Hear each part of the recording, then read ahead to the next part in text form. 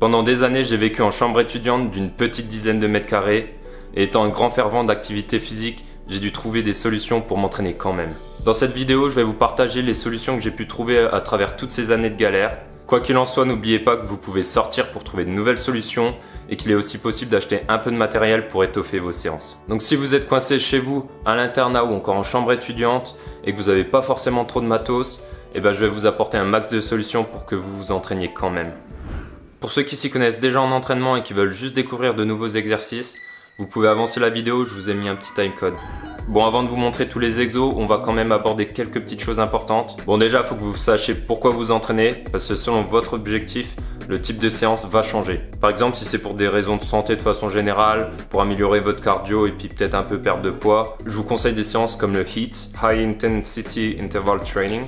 C'est un mode d'entraînement fractionné qui vise à renforcer la condition physique par des séances courtes et intenses. Par exemple, avec la méthode la plus connue, Tabata, vous ferez 20 secondes d'effort intense pour 10 secondes de récupération et cela pendant 4 minutes. Il existe déjà des tonnes de vidéos sur le sujet où vous aurez juste à suivre les indications.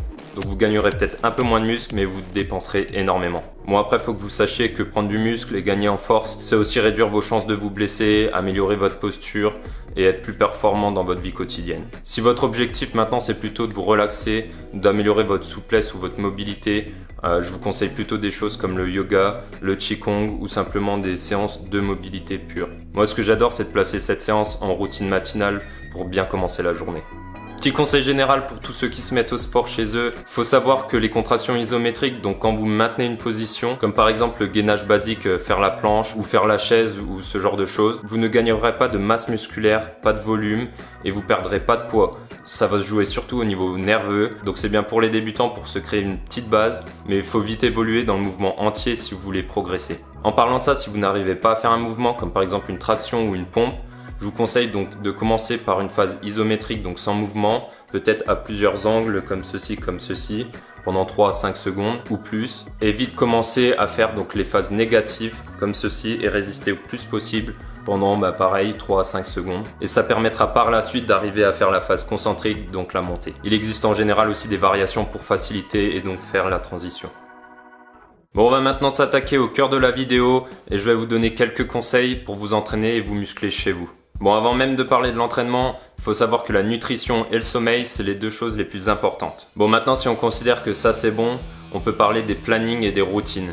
C'est hyper important pour optimiser votre entraînement et avoir une récupération optimale. Vu que vous aurez un équipement limité, je vous conseille le split routine haut du corps, bas du corps, ou sinon faire full body, donc tout le corps d'un coup. Et donc je déconseille carrément le split routine où vous travaillez qu'une partie du corps. Si vous faites du full body, je vous conseille 3 séances par semaine avec à chaque fois au moins un jour de repos.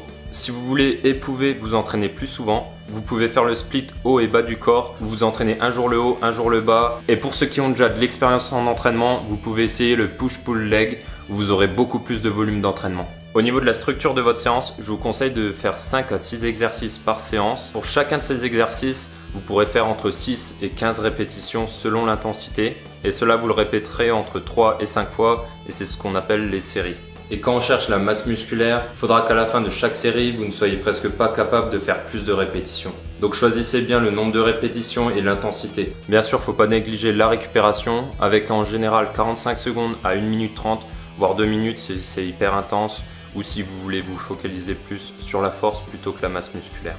Bon, maintenant, même si vous êtes chez vous et que vous n'avez pas trop de matos, vous pouvez quand même cibler des parties du corps. Et donc, je vous conseille de trouver des exercices pour vraiment entraîner tout votre corps dans l'intégralité. Et donc, quelle que soit votre routine, je vous conseille de piocher dans les exercices que je vais vous proposer pour pouvoir vraiment avoir un entraînement complet. Pensez bien que sans matériel et sans machine, ça va être compliqué de cibler vraiment qu'un muscle. Mais c'est pas du tout un mal en soi.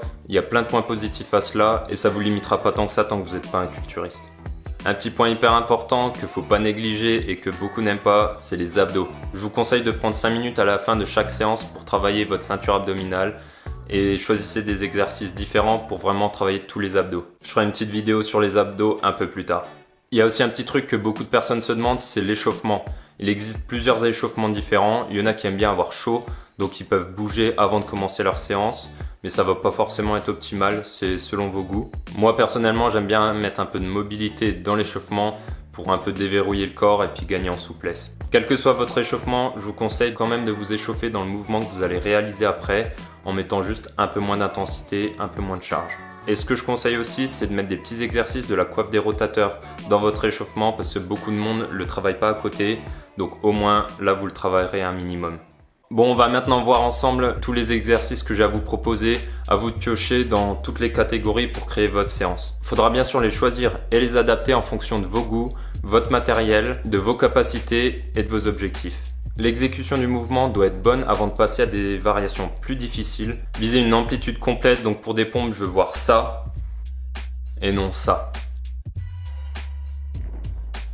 Évitez d'avoir des compensations pendant le mouvement, donc des mouvements pas voulus. Et pour ne pas vous blesser et avoir de meilleurs gains de masse musculaire, je vous conseille d'aller lentement sur la descente et plus rapidement sur la montée en contrôlant toujours bien le mouvement. Et pour vous montrer qu'on peut faire des tas de choses dans une petite pièce, je vais vous faire la plupart des exercices derrière moi sur le tapis et je vous montrerai aussi quelques vidéos en situation dans une chambre d'internat ou en chambre étudiante. Bon allez, c'est parti pour les exercices et on commence tout de suite avec la catégorie biceps et dos. Pour les biceps, il n'y a pas 36 solutions, faut faire des curls, donc des mouvements de flexion des bras. Et ceci avec différentes prises pour avoir un entraînement de vos biceps et de vos avant-bras complet. Sans haltères, vous pouvez toujours utiliser un sac lourd, un gilet lesté ou encore des élastiques. Et si vous avez la possibilité chez vous, le mieux c'est encore les tractions. En prise supination pour les biceps et en prise pronation large pour le dos, qui est possible de faire sans barre grâce à une porte. Essayez juste de la caler pour pas la péter et pour pas qu'elle bouge.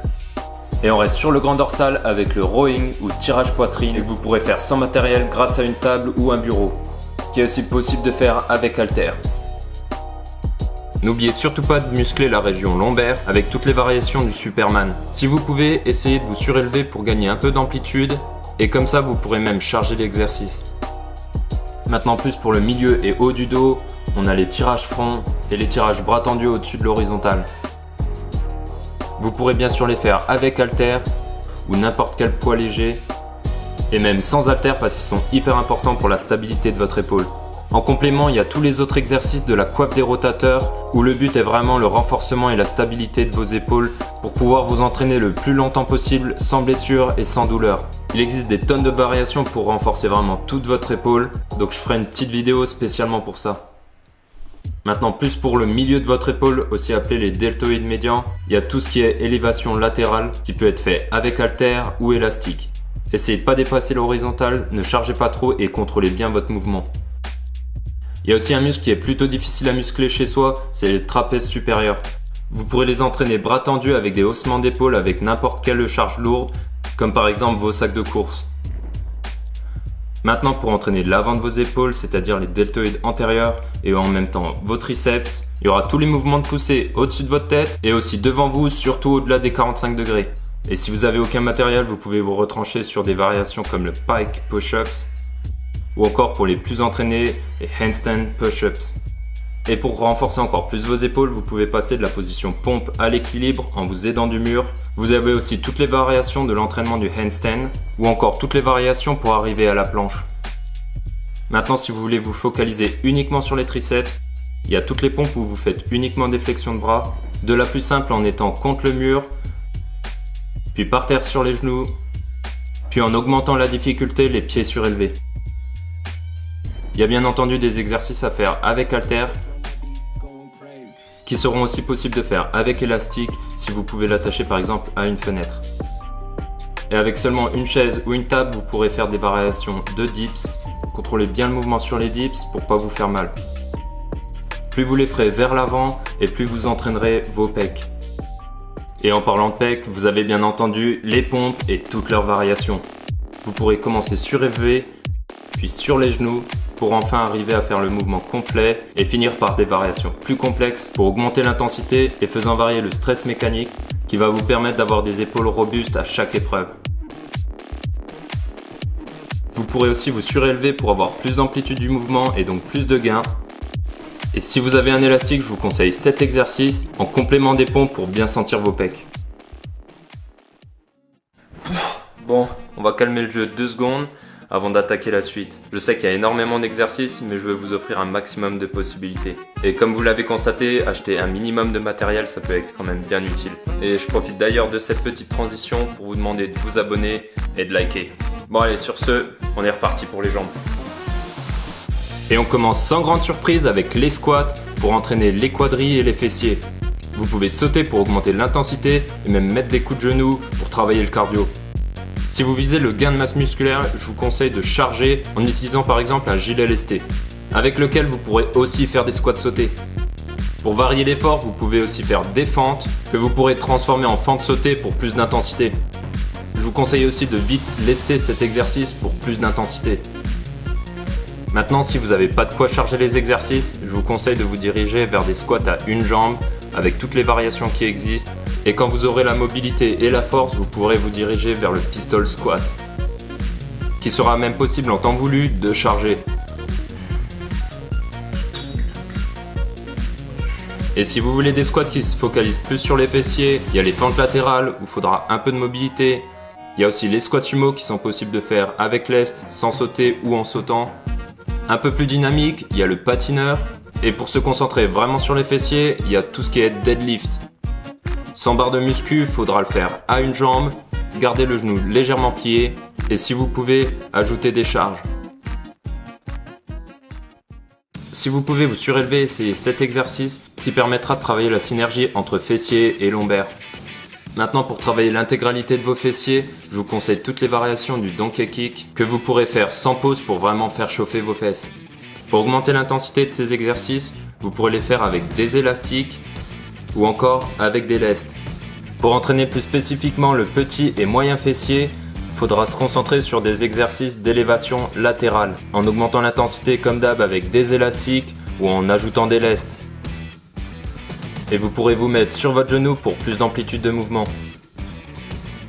Toujours pour entraîner vos fessiers, mais d'un point de vue plus fonctionnel, vous avez toutes les variations de coups de pied. En arrière pour le grand fessier et sur le côté pour le moyen et petit fessier. Tous ces exercices d'élévation servent surtout à la stabilité de vos hanches et pour augmenter la mobilité et coordination de vos jambes. Maintenant, si votre but c'est uniquement la masse musculaire, je vous conseille de rester sur des mouvements simples que vous chargerez pour augmenter l'intensité et le stress mécanique.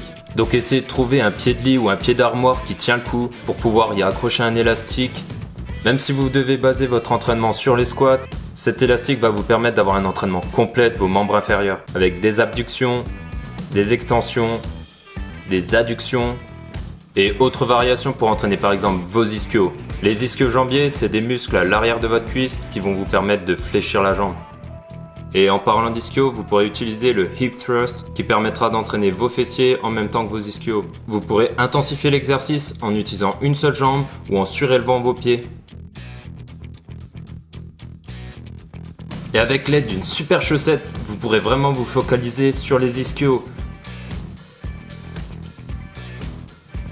Et toujours avec cette super chaussette, vous pourrez entraîner vos adducteurs, donc l'intérieur de vos cuisses. Allez-y doucement avec cet exercice parce qu'il peut être intense les jambes tendues. Vous pouvez commencer mollo en étant couché, puis en augmentant l'intensité en mettant des charges ou en vous surélevant. Puis pour finir, on va pas oublier les mollets. Je vous conseille de surélever votre pied pour avoir plus d'amplitude du mouvement. Comme la plupart des exercices, vous pourrez ajouter des charges. Et pour vraiment rendre vos mollets fonctionnels, vous pouvez essayer les sauts mollets en maintenant les jambes tendues et en n'utilisant que l'action de vos pieds. Et voilà, je pense que vous avez maintenant toutes les clés en main pour vous entraîner chez vous et sans équipement. Après, comme vous avez vu, c'est pas mal de s'acheter des élastiques ou des haltères parce que ça va vous permettre d'optimiser votre entraînement en choisissant une intensité adéquate et progressive. En tout cas, dites-moi si ce format ça vous plaît ou si c'est pas un peu trop long. Pour moi, ça reste survolé le sujet, mais pour vous, c'est peut-être un peu surchargé. En tout cas, dites-moi ce que vous en pensez dans les commentaires. N'hésitez pas à faire des remarques ou des demandes pour de futures vidéos. Bon, et puis si j'ai pu vous aider d'une certaine manière, n'hésitez pas à me le faire savoir en vous abonnant, en likant et aussi en partageant. Et d'ailleurs, si vous avez des petits euros qui traînent, j'ai ouvert un Tipeee pour ceux qui veulent soutenir encore plus ma chaîne. Et oui, parce que ça coûte un peu cher tout ça et en plus je passe des dizaines d'heures pour une vidéo comme ça. Bon, sur ce, prenez soin de vous et allez vous entraîner. Allez, bye.